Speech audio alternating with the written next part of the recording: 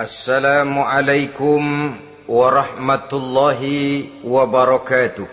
Waalaikumsalam warahmatullahi wabarakatuh. Bismillahirrahmanirrahim. Alhamdulillahi rabbil alamin. Wassalatu wassalamu ala ashrafil mursalin, imamil muttaqin, sayyidil ghurril muhajjalin, wa ala alihi wa ashabihil mujahidin at-tahirin, amma ba'du. Saudara-saudara kaum muslimin rahimakumullah. Satu hari ketika seorang ulama besar bernama Al-Imam Al-Faqih Abu Lais tengah berjalan-jalan di dekat kota Basrah, berkelumpulah sekelompok orang di dekat beliau. Mereka datang mengajukan satu pertanyaan. Imam, kami ingin bertanya. Di dalam Al-Quran itu Allah Subhanahu wa ta'ala menjelaskan, Ud'uni astajib lakum. Berdoalah kepadaku, aku akan jawab doamu. Mintalah kepadaku, aku kabulkan permintaanmu. Itu dan begitu janji Allah di dalam Al-Quran. Kami, kata orang-orang tadi, sudah lama berdoa kepada Allah. Tapi kenapa sampai sekarang doa kami ini belum dikabulkan? Katanya, ud'uni astajib lakum. Kalau kamu berdoa, aku jawab, aku penuhi, aku kabulkan doamu. Itu janji Allah. Kami sudah lama berdoa pagi, sore, siang, malam. Nyatanya sampai sekarang doa kami belum dikabulkan. Ini bagaimana? Apa ayat Quran salah? Apa Tuhan lagi lempengan gak denger?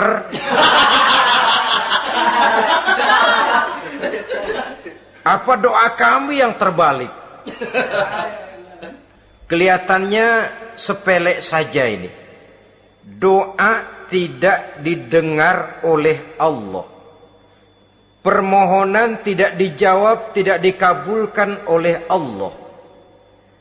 Tapi sebenarnya kalau kita mau merenung, kemalangan apa yang paling besar dalam kehidupan ini selain daripada kalau permohonan dan doa kita sudah tidak dihiraukan oleh Allah?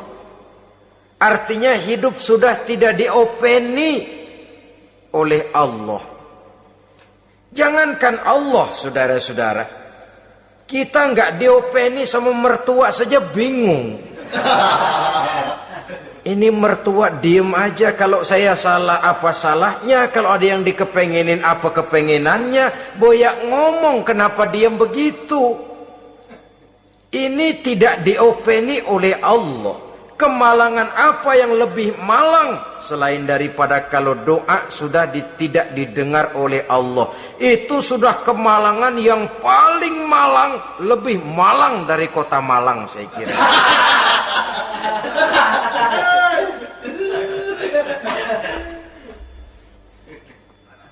Menghadapi pertanyaan ini, Imam Al-Faqih Abu Lais senyum. Lalu beliau berkata, tuan-tuan, tahu kenapa doa tuan-tuan tidak dijawab, permohonan tidak dikabulkan? Allah sudah tidak memperdulikan tuan-tuan ini. Kami tidak tahu, Imam, maka kami bertanya. Begini, hati tuan-tuan itu mati. Dari hati yang mati, channel tidak nyambung kepada Allah. Dari channel yang putus tidak ada getaran strom, bagaimana akan timbul gejala? Hatimu mati, jadi pantas kalau doa tidak dikabulkan, permohonan tidak dipenuhi, doa tidak terjawab, hatimu mati. Saudara-saudara kaum muslimin, dari hati yang mati ini, getaran tidak akan sampai ke hadratullah azza wa jalla. Nah, ini juga satu penyakit yang kita sangat khawatirkan, yaitu apabila hati kita sudah mati selagi jasad masih hidup. Artinya, jadilah kita bangkai berjalan di hadapan Allah Subhanahu wa ta'ala. Sementara kita sangat disibukkan dengan menggali berbagai macam jenis obat penangkal penyakit zahir, dan kita kurang perhatian untuk mencari obat penangkal penyakit batin yang kalau diserang penyakitnya menghancurkan kehidupan abadi di akhirat nanti. Perkembangan ilmu kedokteran nyata benar diikuti dengan perkembangan jenis-jenis penyakit. Makin maju ilmu kedokteran, makin modern penyakit. Ngerti juga rupanya itu penyakit. Dulu kita tidak kenal yang namanya AIDS. Kita tidak tahu yang namanya liver. Kita tidak kenal yang namanya stres. Paling yang banyak cika, masuk angin, dan sebagainya.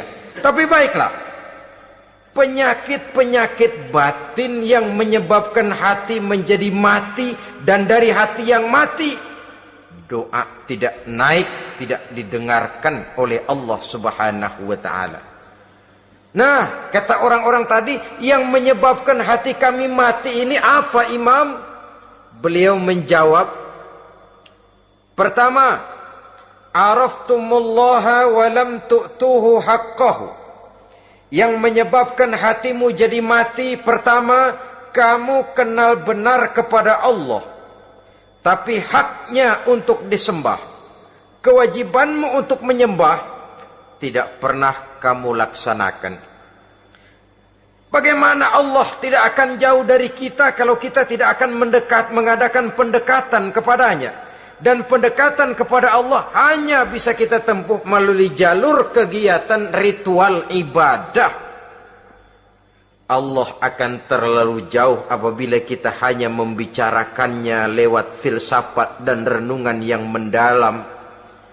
Tapi Allah akan dekat dan terasa hadir dalam hidup apabila kita dekati ia dengan pelaksanaan ibadah kepadanya.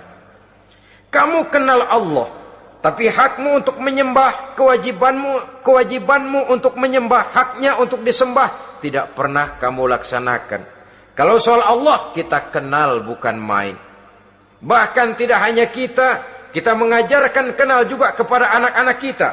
Kalau ditanya siapa pencipta matahari, bulan dan bintang, Allah. Siapa pencipta lautan, gunung, hutan belantara dan sungai-sungai? Allah. Siapa pencipta bumi, matahari dan sebagainya? Allah. Sembahyang apa enggak? Bagaimana nanti?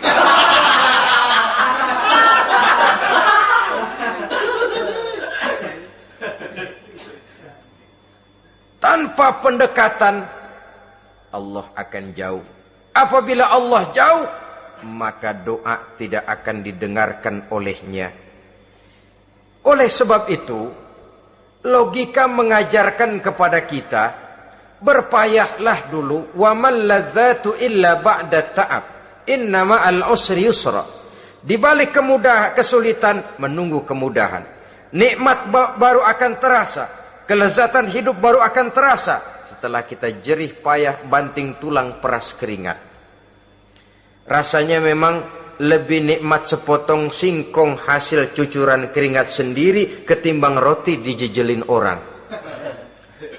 Ini berarti kita ingin mohon pertolongan kepada Allah, sementara dengan Allah sendiri kita jauh. Sama saja dalam kehidupan kita analoginya, saudara-saudara. Orang tidak kenal kepada saudara, tahu-tahu jauh dari saudara, tahu-tahu datang mau minjem duit. Apa kesan saudara? Enak aja, kenal enggak, dekat enggak, datang-datang mau minjem duit. Emang duit percetakan bapak lu?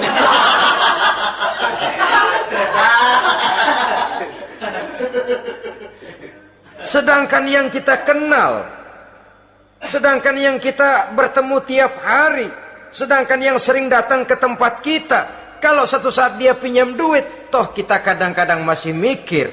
Apalagi datang nggak pernah, berkunjung nggak pernah, ngobrol nggak pernah. Apalagi kenal juga nggak pernah, datang-datang mau minta. Macam apa? Datang nemuin Tuhan setahun 2 kali. Idul Fitri, doang sama Idul Adha. Doa cerewet banget.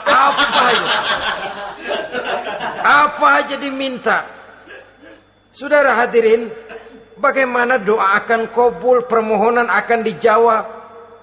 Jikalau kita jauh dari Allah, kita kenal Allah, haknya untuk disembah, kewajibannya untuk menyembah, tidak pernah kita laksanakan. Itu yang menyebabkan hati kita lalu menjadi mati. Padahal mengenal Allah, setelah mengenalnya, mengadakan pendekatan kepadanya melalui ritual ibadah yang dicontohkan oleh Rasulullah Sallallahu Alaihi Wasallam. Ini hal pertama yang menyebabkan hati jadi mati.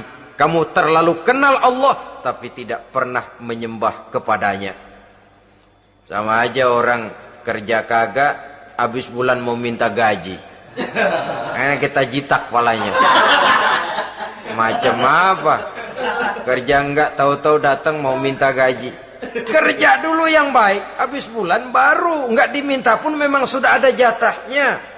Ibadah dulu kita kepada Allah. Soal Allah memberikan karunia kepada kita, itu hak Allah. Apabila kita dekat dengannya, ibadah yang kita laksanakan benar, karunia itu akan datang kepada kita. Saudara-saudara, yang kedua yang menyebabkan hati jadi mati, qara'tumul Qur'an walam ta'malu bih. Kamu baca Al-Qur'an tapi ajarannya tidak pernah kamu amalkan. Kamu baca Quran tapi isinya kamu injak-injak. Sehingga ada peringatan dari Rasul Sallallahu Alaihi Wasallam. Beliau bersabda, "Iza azzamat ummatid dunya wa fi riwayatin dinaron wa dirhaman nuzi'at minha haibatul Islam. Wa iza turikatil amru bil ma'rufi wan nahyu 'anil munkari hurimat 'alaihim barakatul wahyi. Wa iza tasabat ummati saqatat min 'ainillah." 3 peringatan keras tapi yang merupakan gejala penyakit kita umat Islam diperingatkan oleh Nabi kita. Pertama, iza azzamat ummatid dunya. Apabila umatku telah terlalu mengagung-agungkan dunia, apabila umatku telah jatuh menjadi umat yang materialistis, segalanya diukur dari sudut keduniaan saja, nuzi'at minha haibatul Islam, maka akan dicabutlah dari mereka kehebatan agama Islam. Hilang kehebatan Islam apabila kita jatuh menjadi umat pengagung dunia, penyembah materi. Nilai kita, keberadaan kita tidak dihargai orang lain. Orang memandang kita remeh saja. Orang Islam gak ada apa-apanya, bayar aja. Bisa dibeli, bisa diatur, bisa dikerjain, garap saja. Nuzi'at minha haibatul Islam, hilang dari mereka kehebatan Islam ini. Kenapa? Mereka telah mengagungkan dunia dan menjadikannya sebagai tujuan. Padahal dunia cuma alat, materi cuma alat, harta cuma alat.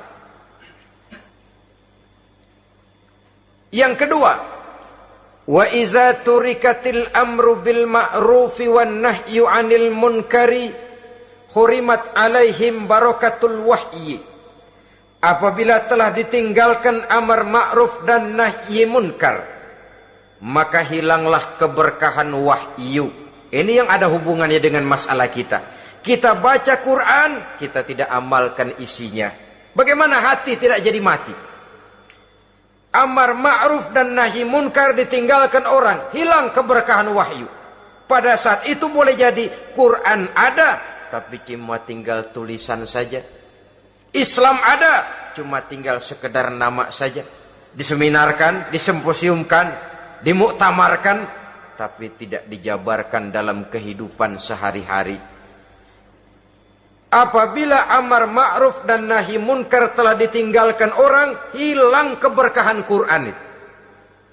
Akibatnya apa?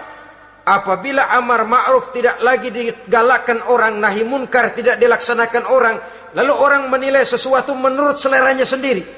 Mana yang ma'ruf, mana yang munkar, tidak ada lagi patokan utama. Kalau baik kata otaknya, dia kerjakan. Tidak baik menurut otaknya, dia tinggalkan. Agamanya adalah otak, berhalanya adalah akal. Akhirnya umat kehilangan pedoman. Tidak lagi jelas mana batas yang ma'ruf, mana batas yang munkar. Dalam kondisi sedemikian, akhirnya akan terjadi penjungkiran nilai. Paling celaka nantinya, yang ma'ruf malah dianggap munkar, yang munkar malah menjadi ma'ruf. Peringatan ketiga dari Nabi, wa iza tasabat ummati saqatat min ainillah. Apabila umatku sudah saling berbantahan, apabila umatku sudah saling caci memaki, saqatat min ainillah, jatuhlah mereka dalam pandangan Allah Subhanahu wa taala. Hilang wibawa umat yang sudah saling mencaci maki, saling menjatuhkan, saling gasak, gesek, gosok. Justru agama menganjurkan kita ini saling asah, asih, asuh. Kadang yang kita praktekkan, kita ini saling gasak. Yang kedua, saling gesek. Yang ketiga, saling gosok. Gasak, gesek, gosok. Kacau kita ini. Saling gasak, menjegal kawan seiring, menggunting dalam lipatan. Saling gosok, fitnah sana, fitnah sini. Saling gesek, sikut kiri, sikut kanan. Tidak peduli orang lain luka dan sebagainya. Yang penting dia bisa nangkring. Jatuh kita dalam pandangan Allah apabila umat sudah saling mencaci maki. Maka kita kembali kepada persoalan, hal kedua yang menyebabkan hati jadi mati, qara'tumul Qur'an walam ta'malu bih. Kita baca Al-Quran, tapi ajarannya nyaris tidak kita amalkan di dalam kehidupan kita. Akibatnya hati lalu jadi mati. Itu yang kedua. Yang ketiga, yang menyebabkan hati jadi mati dan doa tidak terjawab, idda'aitum annakum min ummati Muhammadin sallallahu alaihi wasallam walam ta'malu bisunnatihi. Kamu mengaku, kamu memproklamirkan diri sebagai umatnya Nabi Muhammad, tapi sunnahnya tidak pernah kamu amalkan. Malahan perkembangan paling akhir, bukan saja tidak mau mengamalkan sunnah, malah mengingkari sunnah. Inna lillahi wa inna ilaihi raji'un. Oh, Nabi Muhammad itu manusia biasa seperti kita. Sebagai manusia dia bisa salah. Dan ternyata hadis banyak yang palsu. Yang otentik cuma Quran. Selebihnya adalah sejarah. Tidak ada itu sunnah. Langsung saja kepada Quran. Oh, hadis itu bukan sumber hukum. Oh, tidak perlu mengamalkan sunnah. Saudara-saudara kaum muslimin, mengaku kita umat Nabi, tapi sunnahnya kita campakkan, tidak kita amalkan. Setelah tidak kita amalkan, kita campakkan. Setelah kita campakkan, kita ingkari pula. Inna lillahi wa inna ilaihi raji'un. Bagaimana hati tidak jadi mati?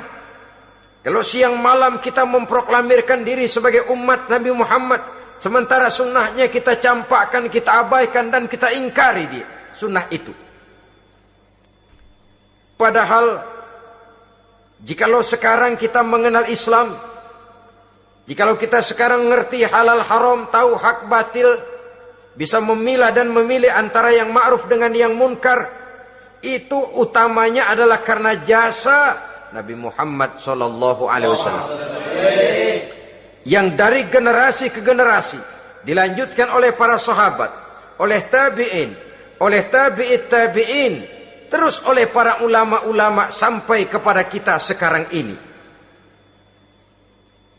Walaupun beliau hanya berfungsi sebagai penyampai, tapi kepribadiannya dijadikan model oleh Allah Subhanahu wa taala di dalam kita melaksanakan kehidupan beragama.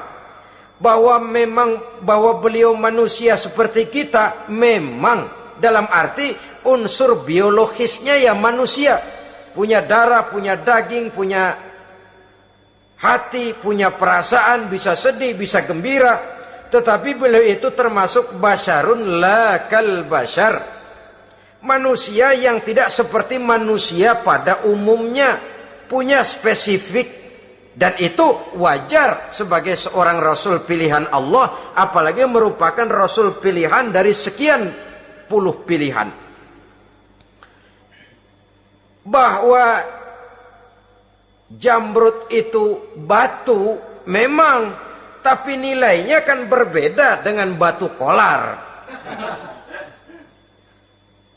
Satu truk batu kolar dengan barangkali segenggam batu jamrud, nilainya tentu jauh lebih mahal batu jamrud. Kalau soal batunya, sama batunya, tapi nilainya berbeda karena esensinya berbeda.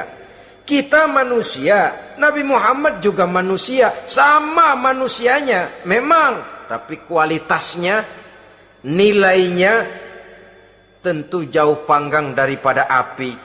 Itu sebabnya Allah menjadikan beliau sebagai model. Laqad kana lakum fi rasulillahi uswatun hasanah.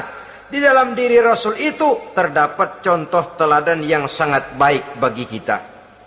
Oleh karenanya, pada pertemuan kali ini, apabila kita konsekuen mengaku umat Nabi Muhammad, marilah konsekuen juga menegakkan sunnahnya.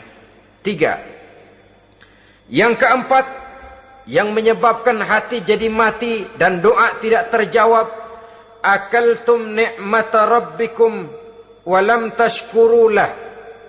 Tiap hari kamu makan nikmat Tuhanmu, tapi kamu tidak pernah mau bersyukur kepadanya, kepada Allah Subhanahu wa ta'ala.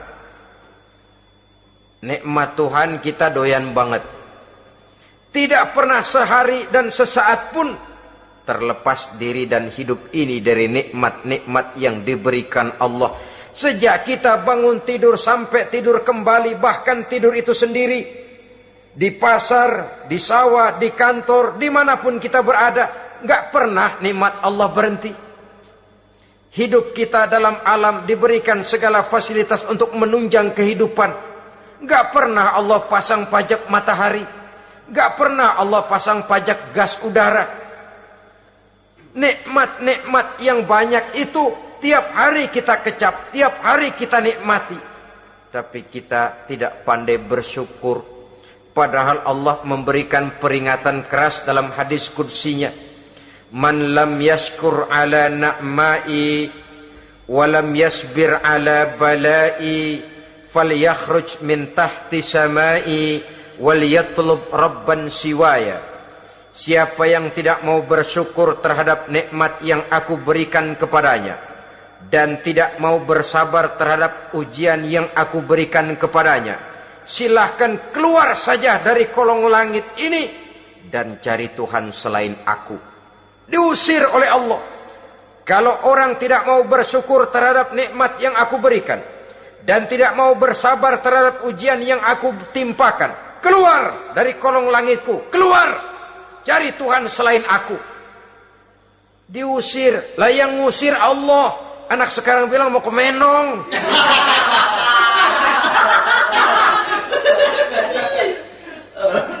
Kalau diusir kita dari Jakarta, masih bisa pindah ke Bandung. Diusir kita dari Bandung, bisa pindah ke Jogja, Solo. Diusir kita dari Indonesia, bisa pindah ke Singapura, Malaysia. Diusir dari kolong langit, mau cari langit mana lagi? Kalau kau tidak mau mensyukuri nikmatku, tidak sabar terhadap ujian yang aku berikan kepadamu, keluar saja, keluar dari kolong langitku ini, cari Tuhan selain aku. Kalau istilah kita mah Tuhan udah jengkel banget udah itu. Nikmatku, yang nikmat yang aku berikan kau makan, tapi kepadaku engkau tidak pernah mau bersyukur.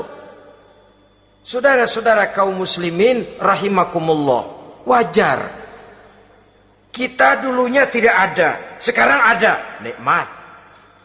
Susunan biologis manusiawi kita demikian cantik, nikmat. Tinggal di bumi, fasilitas yang kita perlukan disediakan, tinggal kemampuan kita mengelolanya. Nikmat. Diberikan kita otak yang membedakan kita dengan binatang, nikmat. Diberikan kita agama, diutus para rasul untuk jadi model dalam kehidupan kita, nikmat. Kalau cara kita emang kurang apa sih? Apa yang kurang, hei manusia? Engkau tidak ada, aku adakan. Kalau aku perintahkan kau tinggal di bulan, mungkin kau tidak akan sanggup hidup. Begitu lahir juga kelepek-kelepek habis. Ya nggak ada HO2 toh di bulan. Mau ngisap apa? Aku perintahkan tinggal di permukaan bumi. Alamnya indah, fasilitas serba menunjang. Nikmati semuanya, semuanya untuk kamu, semuanya. Satu pintaku, syukuri nikmat yang aku berikan kepadamu. Ya bukan cuma syukur dalam ucapan, syukur dalam perbuatan. Banyak nikmat yang diterima, makin banyak dia sujud, makin banyak dia ruku, makin banyak dia mengadakan pendekatan kepada Allah. Syukur dalam artian berupa tindakan dan perbuatan, mempergunakan nikmat sesuai dengan kehendak yang memberikan nikmat itu sendiri kepada kita. Saudara-saudara kaum muslimin rahimakumullah, ini penyakit yang keempat. Kamu makan nikmat Tuhanmu, tapi kamu tidak pernah pandai bersyukur kepadanya, mensyukuri nikmat yang diberikan tadi. Bagaimana hati tidak jadi mati? Kita sibuk mempersolek jasmani, mencari obat penangkal penyakit zahir. Maka yang ramai di zaman sekarang, saudara lihat, salon, fitness, senam, macam-macam jenis. Tidak ada salahnya dan tidak ada jeleknya. Tapi kalau itu sampai melupakan kita kepada memperindah batin, memperbaiki jiwa, artinya bukankah kita perlahan tapi mempersiapkan diri menjadi bangkai berjalan di hadapan Allah. Dengan operasi plastik, yang pesek jadi mancung, yang sipit jadi belok, kulit keriput jadi kencang, pipi terlalu cekung bisa diatur. Saudara-saudara, tapi kalau hati yang rusak, jiwa yang rusak, kemana lagi kita akan berobat kalau bukan kepada agama?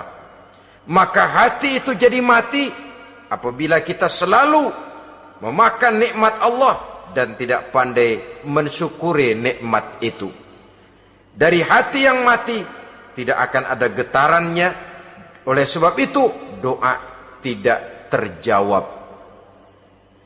Selanjutnya yang menyebabkan doa tak terjawab dari sebab matinya hati, qultum annal mauta haqqun wa lam tasta'iddu lahu.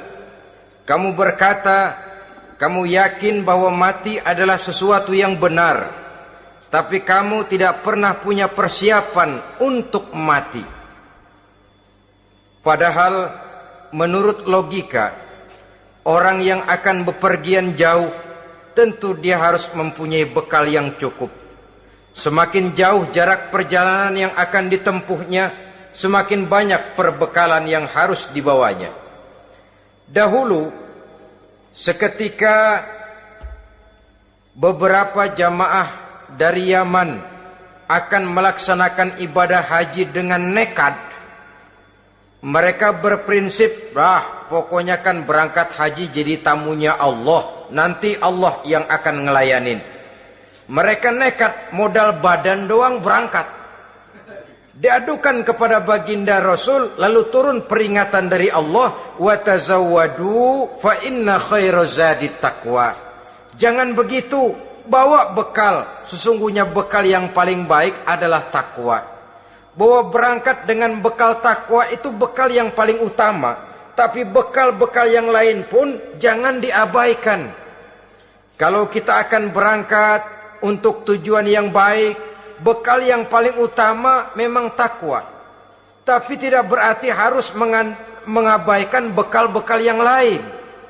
Begitulah, semakin jauh perjalanan yang akan kita tempuh, semakin banyak bekal yang harus kita hadapi. Kalau saudara mau pergi ke Surabaya, tidak membawa bekal kemudian berani berangkat, rasanya sih saya pikir itu bukan berani, nekat namanya. Sama saja orang belum pernah sembahyang mati. Nekat tuh orang, berani amat. Belum berbuat kebaikan barang sedikit pun sudah mati, nekat namanya itu. Sama saja tadi, nggak bawa bekal apa-apa berangkat ke Surabaya. Sampai Surabaya belum tentu, sengsara udah jelas. Belum punya bekal yang baik sudah mati. Sampai ke surga belum tentu, tapi kebelangsak dan sengsara rasa-rasanya pasti itu.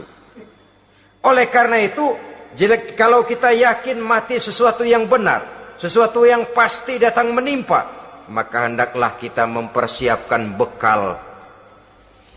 Kemudian, idda'aitumun najata minan nar wa ramaitum fiha anfusakum. Kamu memproklamirkan diri ingin selamat dari neraka, tapi kamu lemparkan dirimu ke dalam neraka. Bagaimanapun bajingannya bajingan, kalau ditanya ente mau masuk neraka enggak, jawabannya pasti enggak. Itu pasti perbuatannya sendiri yang melemparkan dirinya ke dalam neraka, membiarkan dirinya berlarut-larut, bertimbun-timbun dalam dosa dan kesalahan, dan tidak akan ada niatan untuk memperbaiki diri. Hanyut di meja judi, habis ditelan minuman keras, fitnah sana, fitnah sini, hasud sana, hasud sini. Padahal mulutnya ingin selamat dari neraka, perbuatannya malah melemparkan dirinya ke dalam api neraka. Tidak ada orang yang lebih sayang kepada diri kita selain kita sendiri. Dan menyayangi diri itu tidak cuma dengan memandikannya sehari 3 kali, memakaikannya parfum dengan segala macam merek, memakai sabun yang wangi-wangi, minyak yang harum-harum. Lebih daripada itu, jaga dan sayangi diri. Jangan jatuhkan dia ke dalam perbuatan-perbuatan yang bisa menjerumuskan diri itu ke dalam neraka. Kemudian disambung oleh Imam Al-Faqih Abu Lais, yang menyebabkan doa tidak terjawab karena hati mati. Idda'aitum dukhulal jannah walam ta'malu laha. Kamu ingin masuk surga, tapi kamu berat mengamalkan perbuatan yang bisa menyampaikan kamu ke surga. Semua kita kalau ditanya mau masuk surga, mau. Tapi jarang yang berlomba melakukan perbuatan-perbuatan yang bisa menyampaikan kita ke surga.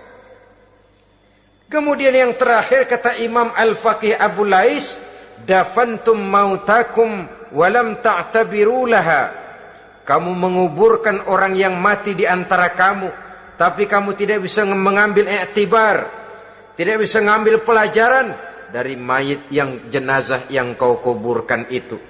Mestinya kan nguburin orang tuh membuat sadar. Iya, kalau sekarang saya baringkan di liang lahat, menghadap ke arah kiblat, bantalnya tanah, setelah itu ditutup dengan papan, lalu ditimbun dengan tanah. Iya, sekarang giliran dia, giliran saya, entah besok, lusa, bulan depan, tahun depan, tapi pasti mengubur mayat, mengubur jenazah, tapi tidak bisa mengambil iktibar dari yang dilaksanakannya itu. Ini merupakan penyakit-penyakit batin yang merupakan handicap, yang menimbulkan jarak antara kita dengan Allah Subhanahu wa ta'ala. Pantas kalau itu semua ada pada diri kita, hati jadi mati. Dari hati yang mati, doa tidak akan tembus. Kita tidak lagi akan diperdulikan oleh Allah Subhanahu wa ta'ala. Dan itu sekali lagi kemalangan yang terbesar dalam kehidupan kita. Bagaimana jalan keluarnya? Pertama, memperbaiki batin kita, menyelamatkan diri daripada penyakit-penyakit yang bisa mematikan hati seperti yang sudah saya sebutkan tadi. Yang kedua, berdoa dengan adab, sehingga tata cara di dalam kita bermohon kepada Allah Subhanahu wa taala dibicarakan secara khusus oleh Al-Imamul Ghazali dalam kitab Ihya beliau yang disebut adabud doa. Adab di dalam kita melaksanakan doa kepada Allah Subhanahu wa taala.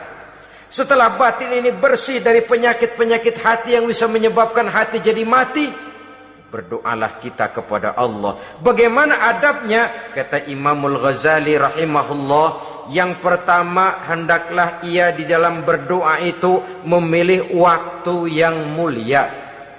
Minal awqatis syarifah, kata beliau. Memilih waktu-waktu yang punya nilai mulia. Ramadan dalam 1 tahun, Jumat dalam tiap minggu, sepertiga malam yang akhir pada setiap hari. Waktu-waktu yang punya nilai mulia. Walaupun misalnya saudara berdoa pada hari Kamis, tidak ada halangannya Allah mau kabulkan. Ini tidak berarti bahwa kalau sudah berdoa hari Jumat lalu hari Kamis tidak mau berdoa, tidak.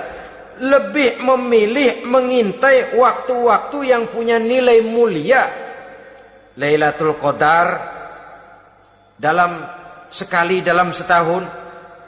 Waktu-waktu yang punya nilai mulia. Logikanya begini, saudara-saudara. Kalau kita datang ke rumah seseorang, tujuan utama kita minjem duit, yang paling pertama kita perhitungkan tanggal berapa nih? Kan itu toh, tanggal berapa? Kalau tanggal 20 atuh minjem duit, orang lagi ngap-ngapan, boro-boro dia bisa minjemin, dia sendiri mungkin lagi pusing. Kita lebih dulu kita amatin tanggal berapa nih, yang enak sore apa siang, jam 2. Jam 2 dia baru pulang dari kantor, tapi giliran tidur. Kalau dia tidur dibangunin, datang mau minjem duit, kagak dimaki-maki juga kebagusan deh. Kan kita lihat waktunya, timingnya kata orang sekarang. Tanggal berapa, sore, apa malam, apalagi gulem, apa terang bulan. Itu semua sudah kita atur sedemikian rupa. Memilih waktu. Yang kedua kata Imamul Ghazali, memilih keadaan yang istimewa. Kalau tadi soal waktu, yang kedua soal keadaan. Ada situasi-situasi di mana doa itu diijabah oleh Allah Subhanahu wa taala. Di antaranya kata Imam Abi Hurairah, "Inda zahbis sufuf fi sabilillah." Pada waktu mengatur barisan perang membela agama, di situ doa kabul. Inda nuzulil ghais, ketika turun gerimis, di situ doa makbul. Inda iqamis shalah, ketika salat mau didirikan, riwayat lain bainal azan wal iqamah, antara azan dan qomat, di situ doa makbul. Itu memilih keadaan-keadaan. Kemudian yang ketiga kata beliau, berdoa menghadap kiblat. Ya, apa kalau doa madhab mudik Tuhan gak tahu? Tahu. Tuhan gak dengar? Dengar, cuma lebih etis. Lebih etis kalau kita berdoa menghadap ke arah kiblat. Saudara-saudara kaum muslimin rahimakumullah. Yang keempat, hifdzus saut, menyederhanakan suara. Tidak terlalu keras, juga tidak terdengar orang lain, apalagi kalau doa kita diaminkan oleh orang lain. Tidak usah terlalu keras. Kenapa? Karena Allah yang kita meminta kepadanya bukan zat yang tuli, bukan zat yang buta, bukan zat yang tidak dengar, bahkan dia maha dengar.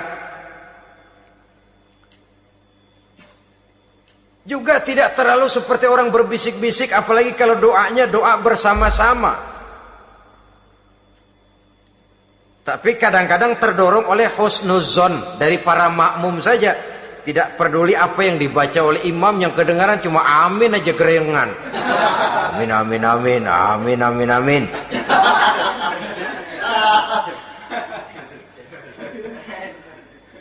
Juga tidak terlalu keras. Seperti orang berdoa, seperti orang pidato. Saudara-saudara kaum muslimin rahimakumullah. Yang kelima, alla yatakallafa saja' fid du'a.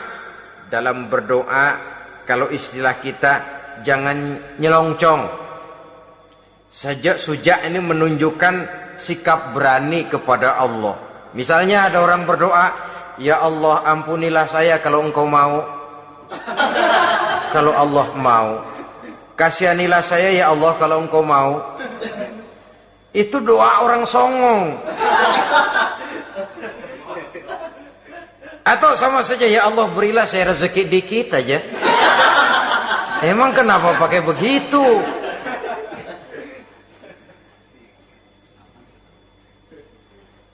Allah yatakallafa saja fid du'a. Yang keenam kata Imamul Ghazali, at-tadarru' wal khusyu'. Dengan tadarru' dan khusyu', dengan sikap tawadu, benar-benar ya seperti kita lah kalau datang memang menghajatkan pertolongan dari seseorang, segala action kita atur supaya hajat kita itu kabul, kan begitu. Kadang-kadang istilah orang kalau perlu ngesor mah ngesor dah, yang penting permintaan dikabulkan, gitu saja. Kita lihat sekarang ini, ramai orang bicara soal film-film Parno. Kelihatannya pendatang-pendatang baru, pokoknya asal bisa main dah, bugil ya bugil dah. Yang penting nyohor, bisa tampil. Walaupun dalinya semua sama, mula-mula cuma iseng. Adegan panas bagaimana? Kalau tuntutan skenario apa boleh buat?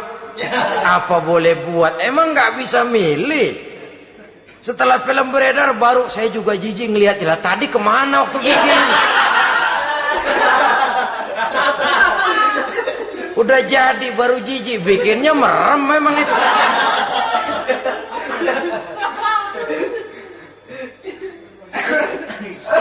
Tapi ada satu analogi, asal bisa main, asal bisa tampil di layar, apa saja jadi taruhan sudah. Bugil ya bugil dah, nggak soal dah, pokoknya bisa main, tampil, nyohor, masuk koran. Udah seperti kata-kata orang Arab, bul ala zamzam fatu'raf. Kalau pengen terkenal kencingin sumur Zamzam. Artinya apa? Bikin yang aneh-aneh, yang orang nggak kerjain, ntar ngetop. Yang ngetop lempengan jeleknya. Sumur Zamzam dikencingin, kan nyohor itu. Sedunia orang kenal. Kenapa? Gila. Saudara-saudara kaum muslimin rahimakumullah, sangat kita sayangkan kalau lalu orang berlomba-lomba dengan cuma modal paha mulus, wajah cantik, dimauin apa saja mau, lalu bisa tampil. Akibatnya yang jadi korban adalah anak-anak kita. Disuguhi tontonan-tontonan yang meracuni jiwa mereka. Walaupun akibatnya barangkali ya lain, seperti band orkes dengan film memang akibatnya tidak langsung ya. Kalau band orkes akibatnya langsung, dia bisa berantem di tempat lokasi. Film orang nonton tahu dia di tempat itu, bukan di tempat itu dia praktek, pulang jadi pikiran dia. Tadi serem ya, ntar kalau udah kesempatan kita praktek. Ntar ngancemnya itu yang gak enak. Tapi yang saya analogkan dengan persoalan kita, tingkah pola artis apapun dilakukan asal bisa main. Nah itu tuh, asal dapat kesempatan acting. Dalihnya ya tuntutan skenario lah, iseng lah, macam-macam lah. Tapi yang jelas satu target, saya harus dapat kesempatan main. Untuk sampai ke situ, cara apa saja harus saya tempuh. Tidak peduli harus menginjak-injak norma dan budaya bangsa yang luhur. Tidak peduli harus bertentangan dengan kaidah agama. Tidak peduli hasilnya meracuni umat masyarakat, terutama generasi muda. Yang penting kan ngetop. Saudara-saudara, baiklah ya, itu soal lain. Tapi soal kita ialah at-tadarru wal khusyu'. Bermohon kepada Allah dengan tadarru, khusyuk dan tawadhu. Seperti kalau kita mau bermohon kepada seseorang, kita malah merendahkan diri. Pak, saya memang orang gak mampu, Pak. Utang saya udah selebar kampung, Pak. Anak udah 16 seperempat. Apa saja kita meratap, menghibah, mengeluh, merintih, ujungnya kan yang penting gue minjem duit dapat dah gitu. Apa kayak diomongin, pokoknya pulang bawa duit, itu saja. Itu strategi manusiawi. Kalau ini kita adakan konteks, oh iya, kepada Allah lebih lagi kita tadarru, khusyuk, tawadhu. Doa dengan tawadhu, sebab kita akan bermohon kepada yang serba maha. Menghadap ke arah kiblat, duduk bertafakur dengan khusyuk, tawadhu. Jangan doa sembari tolak pinggang.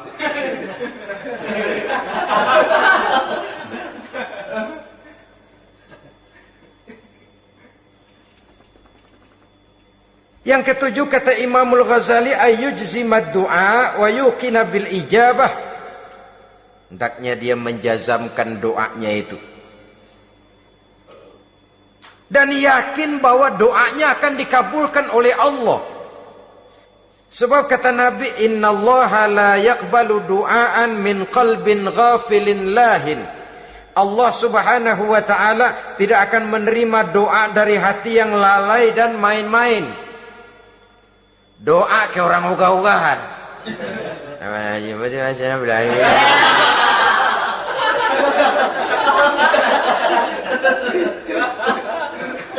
Kali malaikat nyongok dong, lu minta apa lu?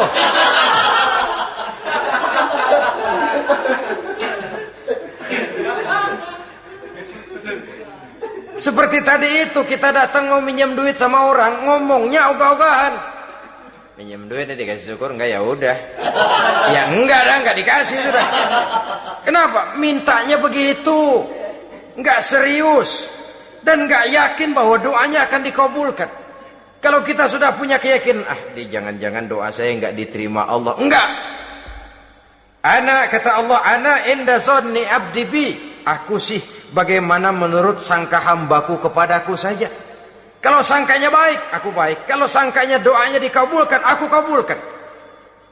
So itu doa harus dengan pasti dan harus dengan yakin doa itu akan dikabulkan dan meluruskan harapan, membenarkan cita-cita, meluruskan maksud apabila doa itu dikabulkan oleh Allah Subhanahu wa taala. Saudara-saudara, oleh karenanya jangan doa setengah hati. Jangan berdoa sambil main-main. Apalagi menghadap kiblat dengan dua tangan terangkat sebagaimana dicontohkan oleh Rasulullah sallallahu alaihi wasallam. Bahwa berdoa tanpa mengangkat kedua tangan pun Allah tahu, Allah dengar, tapi kelihatannya kurang serius. Seolah-olah terserah dah Tuhan, mau dikasih ya kasih, enggak ya udah. Seolah-olah kita tidak serius dalam berdoa. Kemudian yang berikutnya kata Imamul Ghazali, ayyaftatahad du'a bi zikrillah fala yabda'u bi su'al. Hendaknya dia mulai berdoa itu dengan menyebut nama Allah, berzikir kepada Allah, fala yabda'u bi su'al, jangan langsung memulai dengan permintaan. Ini tata krama etisnya. Sama juga orang kirim surat, salam sejahtera kami haturkan, padahal mah nggak ada itu juga nggak apa-apa. Itu kan maksud mukaddimah saja. Besar harapan kami semoga Bapak dan sekeluarga di sini pun berada dalam keadaan sehat walafiat. Selanjutnya kami telah dengar dari berbagai teman tentang kedermawanan Bapak, tentang bantuan Bapak di berbagai bidang yang menyangkut sosial pendidikan. Sehubungan dengan itu maka kami bermaksud mengajukan permohonan. Baru masuk itu mah 15 kalimat kesonoin, urusan lain. Intinya sehubungan dengan itu kami bermaksud memohon kepada Bapak. Kita mulai. Salam sejahtera kami haturkan, bersama ini pula kami macam-macam lah. Sama juga seperti tadi itu. Kita datang mau minjem duit. Datang karena kita tahu datang habis bulan. Malam terang bulan. Udaranya sejuk. Ngobrol lah kita. Dapat teh.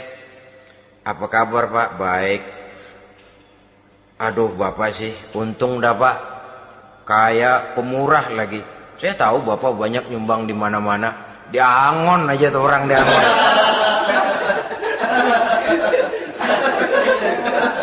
Kira-kira udah mau telap aja baru dikedat.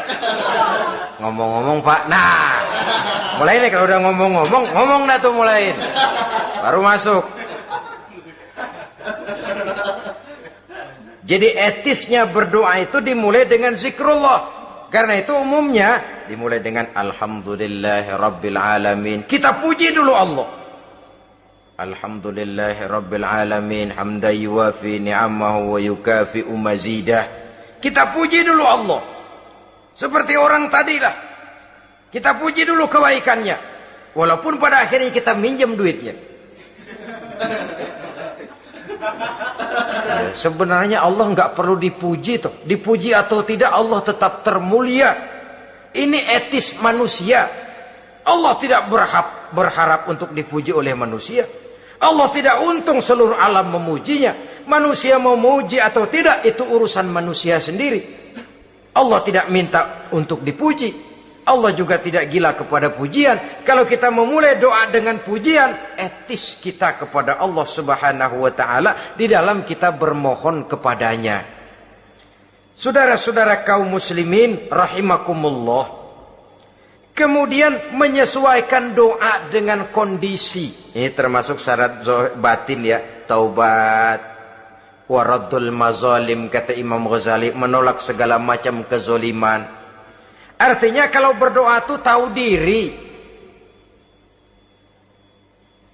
Kalau gaji kita sebulan 700 atau 800 900 ribu, berdoa minta rezeki 1 juta, itu tahu diri namanya. Kan cuman kurang 100 ribu. Ya, kalau kerja kagak minta gajian 1 juta. Pengen doa dikabulkan, rasanya secara etis nggak tahu diri orang berdoa seperti itu.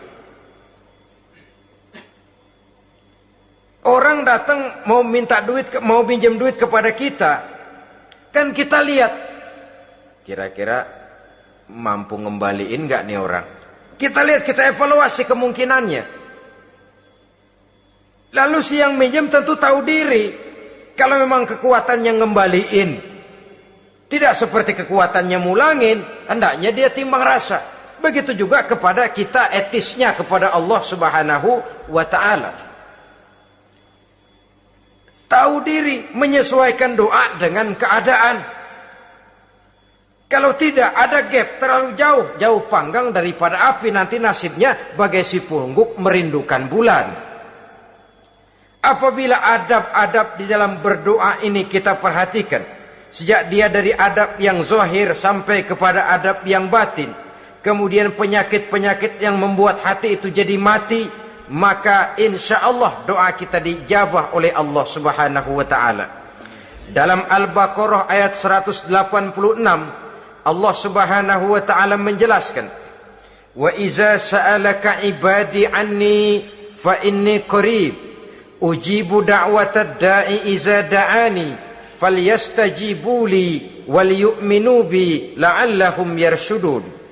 Apabila hambaku bertanya kepadamu Muhammad tentang aku, kata Allah, fa inni qarib, katakan kepadanya aku dekat sekali dengan mereka.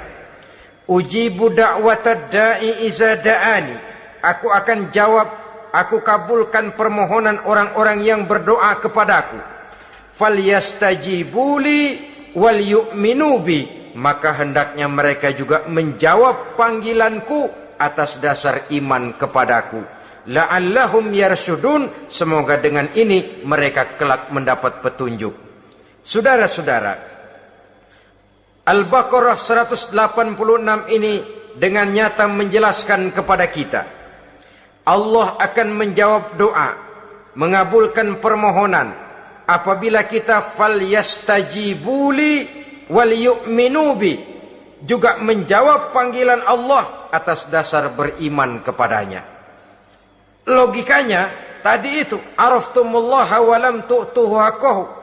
Kita tidak pernah mau menjawab panggilan Allah sementara kita berharap doa kita dijawab oleh Allah. Apa enggak pincang? Apa enggak berat sebelah? Panggilan Allah kita berat memenuhinya, sementara kita sangat berharap agar permohonan kita, seruan kita dikabulkan oleh Allah. Menjawab panggilan Allah atas dasar beriman kepadanya. Kenapa? Ada orang menjawab panggilan bukan berdasarkan iman, tapi karena target lain. Datang sembahyang Jumat paling dulu, target utamanya pulang juga paling dulu nyabet sendal, nyabet sepatu. Menjawabnya iya, tapi tidak karena iman. Jadi apabila kita rajin menjawab panggilan Allah atas dasar beriman kepadanya, maka seruan, permohonan, doa niscaya dikabulkan olehnya. Ini saja, mudah-mudahan ada manfaatnya. Terima kasih atas segala perhatian. Mohon maaf atas segala kekurangan. Usikum wa nafsi bitaqwallah. Wassalamualaikum warahmatullahi wabarakatuh. Waalaikumsalam warahmatullahi wabarakatuh.